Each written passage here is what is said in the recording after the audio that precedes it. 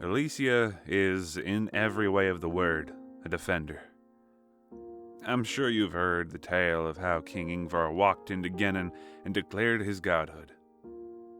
If you ask Obsidian Knights, he truly has become the God King. Gennin, the town where he denounced the wolf god Enror, was not King Ingvar's only stop that day. Shortly after, he made his way over to the next town, a town called Aular.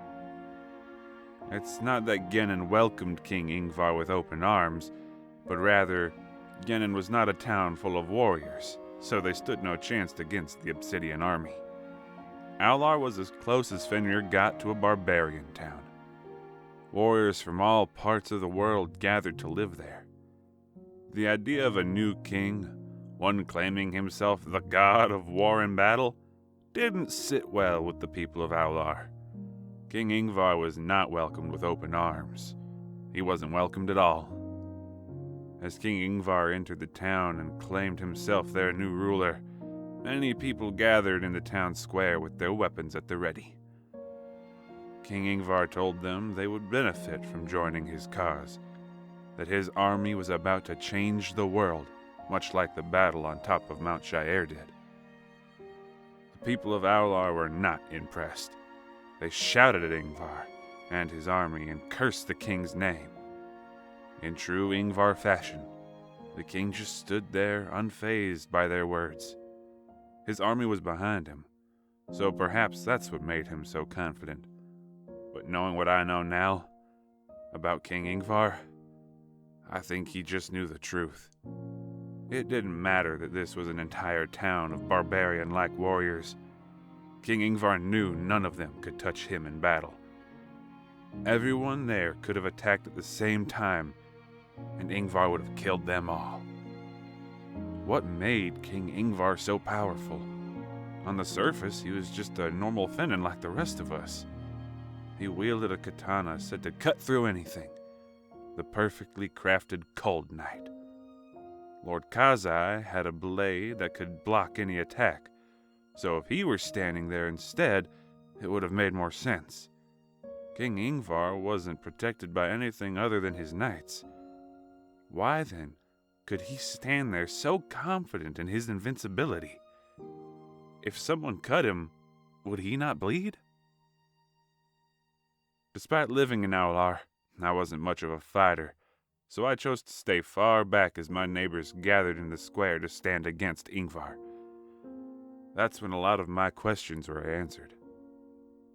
Our new king didn't say a word.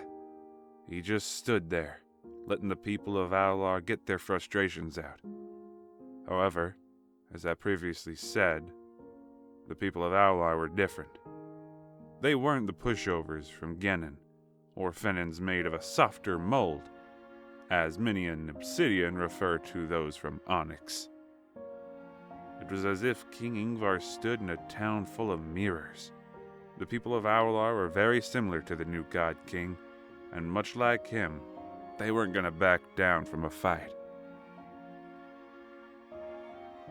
I continued to observe as a tall woman emerged from the crowd and walked right to Ingvar, getting in his face.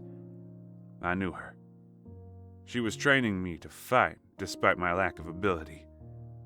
Alessia, the defending warrior we called her. True to her name, she was the first to approach Ingvar in order to protect the rest of us in Aular. She challenged the new God King to a one-on-one fight. If she won, then King Ingvar would have to leave Aular alone, and leave them out of the war. If King Ingvar won, then everyone in Aular would have to join his army. Despite her best efforts to end this quickly and as peacefully as possible, this ultimatum didn't sit well with the people of Aular either, and in moments, a skirmish broke out. Alessia got pushed back in the scuffle, and Ingvar's men quickly joined the fray to defend him. Since King Ingvar was a monster of a man, and much taller than the average Finnan, I could see his massive arm rise up from within the people fighting, Cold Night shining as the sun touched it. "Enough!" he roared. The loud boom of his voice brought the commotion to a sudden stop. The Obsidian Knights fell back behind him, and the people of Aular stood across. "If you think yourself worthy to be king, worthy enough to slay a god, then fight me." Ingvar brought Cold Knight down to draw a line in the sand. At first, the barbarians of Aular approached Ingvar one by one. He played with them like an infant plays with their food. The Obsidian Knights and people of Aular formed a small circle around the fights as King Ingvar put on a display unlike any seen in Fenrir before. 2 wasn't enough, so then they started sending 3, then 4 at a time, then 5, and so on, until it was becoming more and more apparent to the people of Aular that there was no defeating King Ingvar in battle. It didn't matter how many they sent. You can understand how a town full of barbarians could grow to respect a man such as this. Not everyone would feel the same sentiment. Alessia could not stand beside Ingvar and his methods. She was a warrior, and she knew the town she chose to live in. But a ruler acting like this would lead to Fenrir's downfall, she thought. That night, after a commotion had stopped and King Ingvar left with his recruits, Alessia came to me. She had her gear on that she would normally wear for our training sessions, and she prepared a bag for travel. She asked me to do the same. Alessia helped me and my family for years. She was always kind to me, and always kept me safe. She didn't need me to fight this battle with her.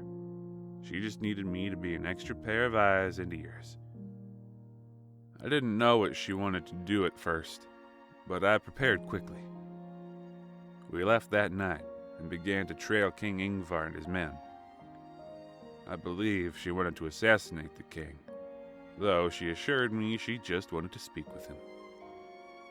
We followed King Ingvar for months, staying just out of sight, just out of reach. Whatever town they stopped in, we stopped just outside it.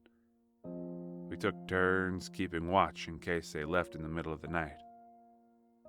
One day, as King Ingvar and his men were on their way to a town in order to restock on supplies and maybe get better armor, they stopped randomly on the road. This had never happened in the months we tracked them. They always went from one town to another with little to no stops. On top of that, King Ingvar and one of his men walked off to the side to have a private conversation. Opportunity like this might never present itself again. Alessia hid in the nearby bushes and let their conversation go on for a few moments before emerging. I remember watching as Alessia launched herself into the air, her sword at the ready. For me, it felt like everything was happening in slow motion as she soared. She attacked from the backside of Ingvar, the perfect opportunity to strike him while he was unaware. Maybe the gods protected Ingvar, or he truly had godlike abilities and intuition, because all in one motion, Ingvar swooped around and caught Alessia by her throat. Alessia was a tall woman, but nowhere near the size of Ingvar, so her feet dangled in the air as he choked her. He laughed and dropped her to the ground. "Tracking us for months, waiting for the most opportune time to strike. And that's the best you can do?" Ingvar laughed. "Pathetic." "You're not good for Fenrir," Alessia struggled to say as she caught her breath. "I could use more people like you in my army. People with guts." Ingvar looked at the knight he was talking to briefly, then back at Alessia.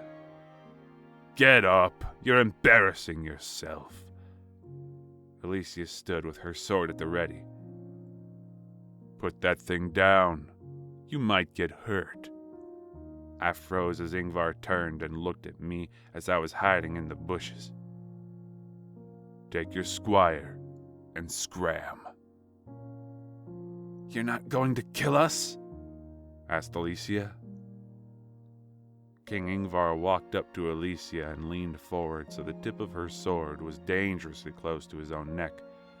And once again, he smiled. This time it was a bit more sadistic. No. Why would I? Where would be the fun in that? He leaned forward a bit more so the sword tip was touching his skin. Go back in the woods and try again when you're ready. It'll keep me on my toes. King Ingvar lightly pushed Alessia's sword away from him and walked off with his knight. Alessia stood there in fear, looking at her own sword. She didn't understand why Ingvar would let her get that close to him with her sword against his neck. But she understood less why she couldn't drive it through his throat. Was it fear? Was it some kind of sick type of respect? I waited as she gathered herself and put her sword away. She walked over to me and grabbed her things. Let's go, she said. We need a new plan.